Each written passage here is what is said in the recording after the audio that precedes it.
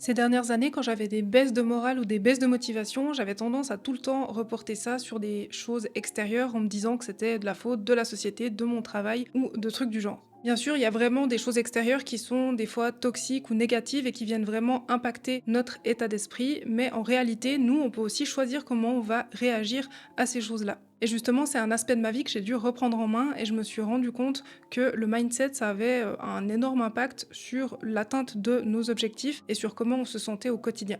En fait, j'avais pris conscience que si je restais comme ça, ben, j'allais m'enfermer dans une spirale de médiocrité et ben, pas réussir à atteindre mes objectifs et à faire ce que j'avais envie dans ma vie. Donc j'ai pris les choses en main et j'ai décidé d'analyser consciemment ce qui se passait quand j'étais en train d'entrer dans une spirale négative. Et concrètement, ce que j'ai regardé, c'est ce qui avait déclenché cet état d'esprit et aussi la solution ou le moment à partir duquel j'avais réussi à sortir justement de cette spirale négative. En faisant ce travail sur moi-même, j'ai découvert des trucs hyper intéressants et franchement, il y a des choses que j'aurais pas soupçonnées et qui en fait avaient un énorme impact sur mon état d'esprit. Mon objectif avec cette vidéo, c'est de partager avec toi ce que j'ai appris pendant ce cheminement et surtout de te donner des clés concrètes que tu vas pouvoir mettre en place dès aujourd'hui pour justement améliorer ton mindset et te sentir mieux au quotidien pour atteindre plus facilement tes objectifs. Et surtout, reste bien jusqu'à la fin si tu veux découvrir le truc insoupçonné qui avait l'impact le plus négatif sur mon mindset. Avant de commencer, moi c'est Yasmine et je suis ici pour t'aider à transformer ce que tu as de mieux à offrir en formation en ligne et produits digitaux pour créer un business en ligne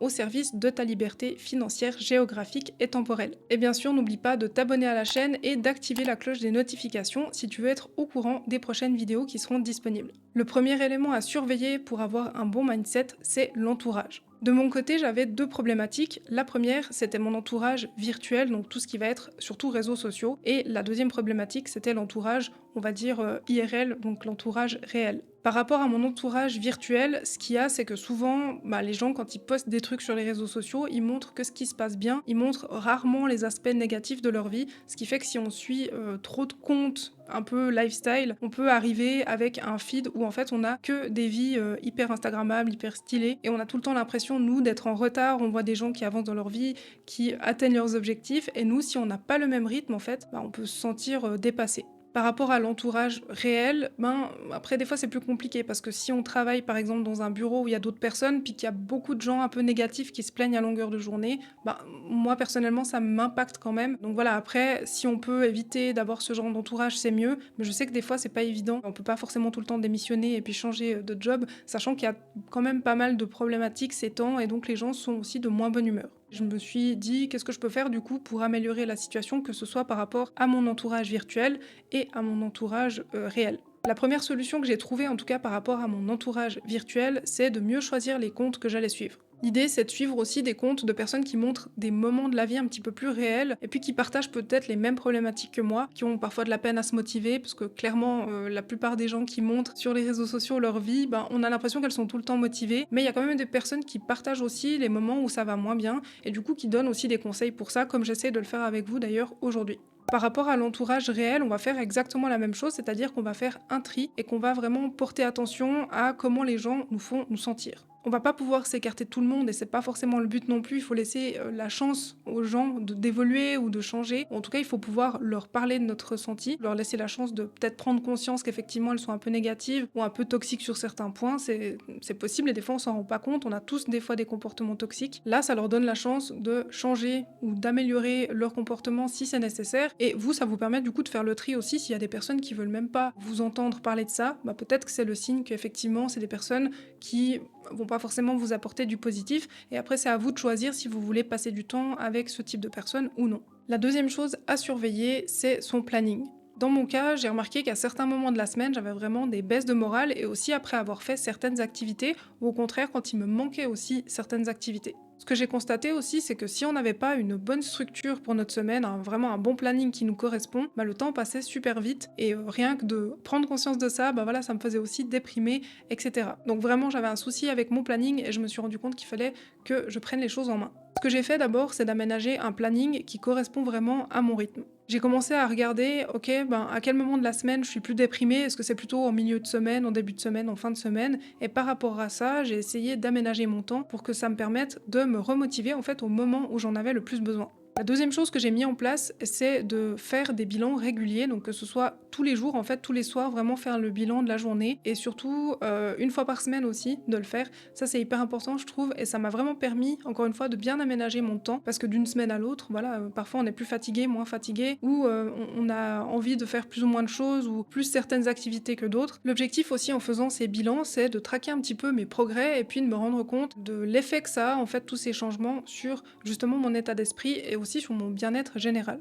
La troisième chose hyper importante à surveiller, c'est son hygiène de vie. On parle souvent de l'importance de la nutrition et du sport, mais ces derniers mois, je me suis vraiment rendu compte que on n'en parlait pas pour rien et qu'effectivement, ça avait un immense impact sur notre bien-être mental. En fait, j'ai passé plusieurs semaines, voire même plusieurs mois, sans faire de sport et vraiment sans bouger parce que je travaillais à fond sur mon entreprise, donc c'est un truc à pas faire, on n'arrête pas de le dire. Clairement, j'ai pas assez bougé, il y a des jours où je sortais pas du tout, même parfois, je crois que pendant une semaine et demie, je suis pas sortie et c'est vraiment pas le truc à faire. Et vraiment, là, je me suis rendu compte qu'il fallait mettre un stop et il fallait vraiment ressortir, refaire des choses, refaire des activités. Après, j'ai recommencé justement à bouger, à faire du sport. Et pareil, en fait, en faisant du sport ou en mangeant mieux, en changeant ces deux éléments-là, je crois qu'il y a d'ailleurs un concept, je sais plus comment il s'appelle, mais je crois que c'est le habit stacking. C'est quand on prend une habitude qui va nous en faire prendre une autre naturellement. Typiquement, comme je viens de te le dire, la nourriture, quand on mange mieux, on a plus envie de faire du sport et vice-versa. Et ça permet de prendre des bonnes habitudes beaucoup plus facilement. Pour intégrer plus d'activité physique, j'ai utilisé aussi le concept des micro-habitudes ou simplement le fait de mettre mes vêtements de sport. Voilà, c'était mon objectif. Et une fois qu'on a fait ça, c'est beaucoup plus facile d'aller vraiment faire du sport plutôt que si je me disais,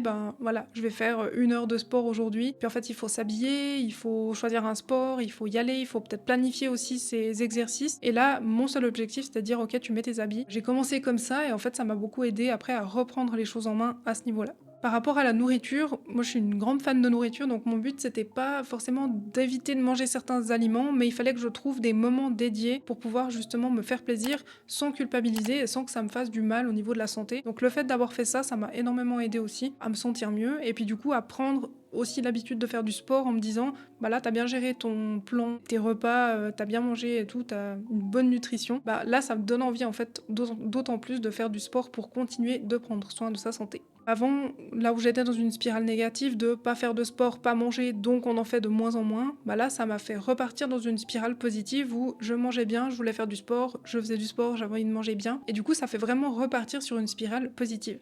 Un autre point à surveiller, c'est son environnement. Là, le problème principal pour moi, c'est que je me suis rendu compte que j'étais très très sensible à mon environnement. Donc il suffit que je sois dans un endroit qui est mal rangé, qui est un peu en désordre, et pour moi c'est vraiment un souci. Sachant que c'est déjà tout le temps le désordre dans ma tête, j'ai vraiment besoin qu'autour de moi ce soit bien rangé et vraiment propre. Ici, ce que j'ai mis en place, c'est très simple, c'est juste le fait que quand je vais me coucher le soir, il faut plus qu'il y ait de vaisselle, par exemple, dans l'évier. Et puis plusieurs fois par semaine, j'ai vraiment une routine où je sais quel jour je fais la poussière, quel jour je passe aspirateur. Et c'est vrai que ce que j'aime bien, c'est quand je me lève le matin et puis qu'en fait, voilà, c'est à peu près rangé, c'est propre. Et par contre, si je me lève le matin et que je me retrouve avec la vaisselle de la veille, je trouve qu'il y a pas pire façon de se réveiller, à part si quelqu'un va nous crier dans les oreilles. Mais ouais, se lever, aller dans sa cuisine, dans son salon, et en fait c'est le bordel. Enfin moi j'ai vraiment beaucoup de peine avec ça. C'est vrai que même quand je travaillais en tant que salarié dans un bureau, j'ai toujours eu un peu de la peine avec ça parce qu'en fait on maîtrise pas vraiment son environnement, on est là, on travaille et parfois c'est hyper mal rangé. Enfin, je me souviens il y a quelques années, devant moi en fait il y avait des armoires avec vraiment plein de papiers, plein de classeurs dans tous les sens. Puis rien que de voir ça le matin quand j'arrivais au bureau, ça me mettait de mauvaise humeur. Je pense encore une fois que je suis pas la seule,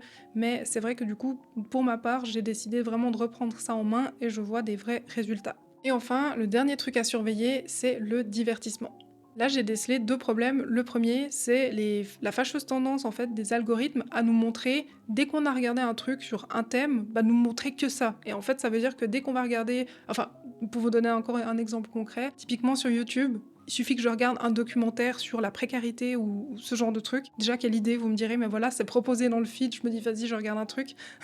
Et en fait, on regarde une vidéo comme ça. En gros, dans le feed, après, on n'a plus que des vidéos de ce style-là, où, je sais pas, des gens alcooliques, des mecs qui ont gagné au loto, qui ont tout perdu. Alors, je sais pas d'où ça sort et pourquoi juste de regarder une vidéo, ça déclenche tout ça. Mais franchement, c'est un vrai problème, je trouve. En tout cas, pour ma part, voilà, j'ai nettoyé du coup mon historique et je fais super attention maintenant quand je regarde une vidéo, parce que je sais que derrière, ça va déclencher plein d'autres vidéos de ce style, et c'est pas parce qu'une fois j'ai envie de regarder un documentaire sur un sujet qu'en fait je veux que ma vie entière tourne autour de ça. Enfin, j'espère que les algorithmes de toutes les plateformes m'écoutent. Mais du coup, pour moi, c'était vraiment un souci, et on peut vite du coup, comme ça, se retrouver dans une spirale négative. Et ça peut même, je pense, remodeler complètement notre façon de penser. Donc pour moi, c'est quelque chose d'assez malsain. Et le truc insoupçonné, c'est la musique. En même temps, vous me direz, quand vous aurez entendu l'histoire, vous me direz, mais en fait, c'est logique. Mais pour moi, j'avais pas conscience de ça. Il faut savoir que j'adore écouter la musique. J'écoute, je pense, plusieurs heures par journée la musique. Quand je vais au lit, typiquement, je reste 1 heure dans mon lit juste à écouter la musique. Moi, j'adore ça. Et mon souci, c'est que j'écoute surtout de la musique un peu négative. Des trucs qui parlent des problèmes de société et tout. Enfin, et moi, ces musiques-là, vu que je suis très très sensible, ben, ça me touche vraiment beaucoup. Il y a des fois, j'ai les larmes aux yeux et tout.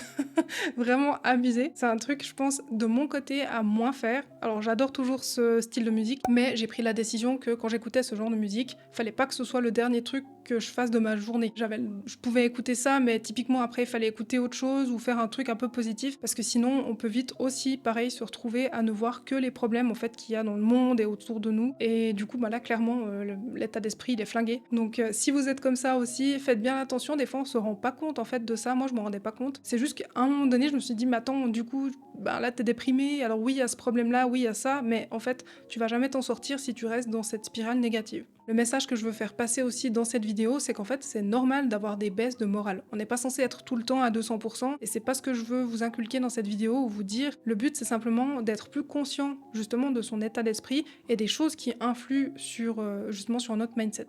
Et franchement, rien que de se sentir un peu plus acteur ou actrice de la situation, ça fait déjà du bien et ça permet déjà d'améliorer en soi son mindset. J'espère que cette vidéo vous a plu. Si c'est le cas, n'hésitez pas à lui laisser un petit j'aime et aussi à vous abonner et à activer la cloche des notifications pour être au courant quand une nouvelle vidéo sera disponible. N'oubliez pas non plus de checker les liens qui sont dans la description et de rejoindre la communauté si vous avez envie de développer un business au service de votre vie qui vous apporte un peu plus de liberté temporelle, financière et géographique. À l'intérieur, vous allez découvrir plein de ressources gratuites pour vous lancer et vraiment pour créer un business en ligne autour de votre passion ou de votre expertise. En tout cas, merci d'être resté avec moi jusqu'à la fin et si vous avez envie de partager vos avis et vos expériences en commentaire, n'hésitez pas.